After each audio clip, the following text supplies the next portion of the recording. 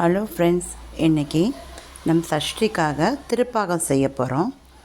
அதுக்கு என்னென்ன தேவைன்றதை பார்த்துக்கிட்டே செய்வோம். ஒரு கடாயில் கடலைப்பருப்பை மாவை நல்லா நான் வறுத்து வச்சுருக்கேன். அது ஒரு கப் எடுத்திருக்கேன். அடுப்பை ஆன் பண்ண வேணாம். ஃபஸ்ட்டு கடலைப்பருப்பு மாவை கொட்டிக்குவோம். அதுக்கு அதே கப் அளவுக்கு நான் முந்திரி பருப்பை மிக்சியில் பல்ஸ் மோடில் பொடிச்சு வச்சுருக்கேன். அது ஒரு கப்பு.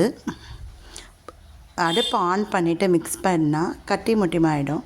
அதனால் கட்டி தட்டாமல் இருக்கிறதுக்காக இதை ரெண்டுத்தையும் ஃபஸ்ட்டு போட்டுக்குங்க.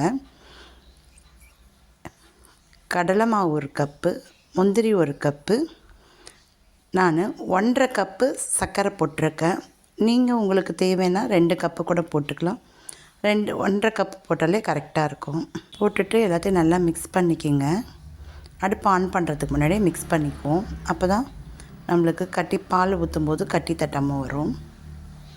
நல்லா மிக்ஸ் பண்ணிவிட்டு இல்லை 2 கப்பு பால் ஊற்றிக்கிங்க. எந்த கப்பில் நம்ம கடலைப்பருப்பு மாவு எடுத்தோமோ அதே கப்லேயே எல்லாமே எடுத்துக்குங்க.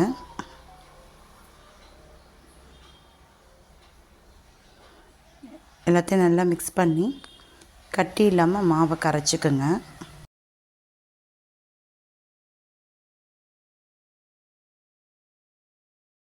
நல்லா கலக்கினீங்கன்னா கட்டி இல்லாமல் கரையும்.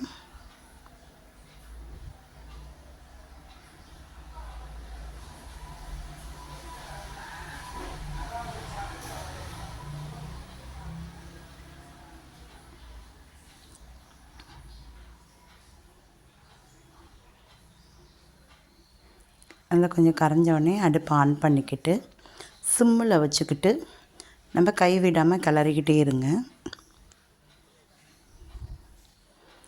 அதில் அதே கப் அளவுக்கு நெய் நான் அதை கொஞ்சம் கொஞ்சமாக போட்டுக்கிட்டேன்.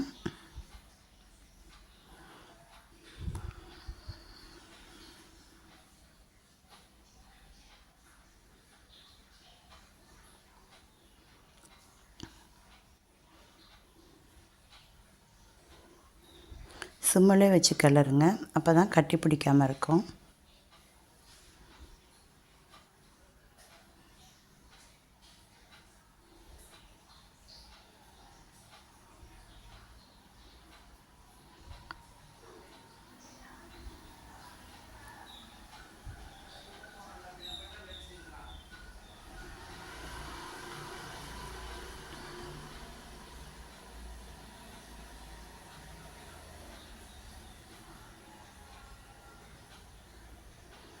கைவிடாமல் கிளறிட்டே இருங்க.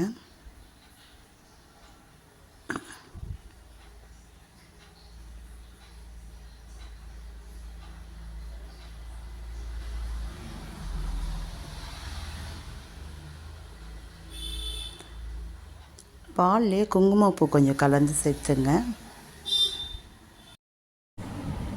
ஏலக்காய் 1 ஸ்பூன் போட்டு நல்லா கலக்குங்க.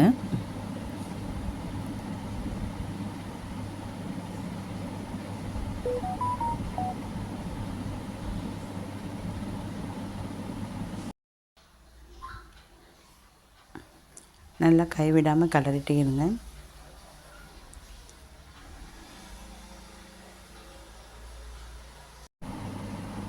அதில் கொஞ்சம் முந்திரி பருப்பு சேர்த்துக்கோங்க.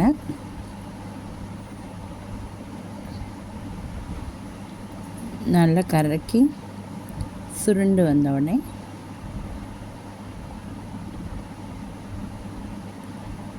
அடுப்பு ஆஃப் பண்ணிடலாம்.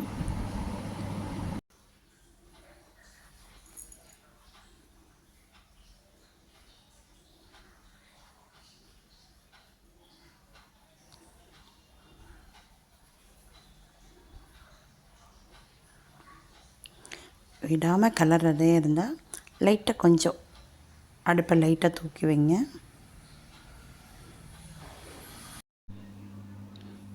நல்லா மிக்ஸ் பண்ணிவிட்டு அடுப்பை ஆஃப் பண்ணிவிட்டு ஒரு கிண்ணத்தில் எடுத்து வச்சுங்க. இது சஷ்டி அன்னைக்கு முருகருக்கு நெய்வேத்தியமாக வச்சு படைங்க. ரொம்ப நல்லாயிருக்கும். பிடிச்சிருந்தா ஷேர் பண்ணுங்கள், சப்ஸ்கிரைப் பண்ணுங்கள், லைக் பண்ணுங்கள்.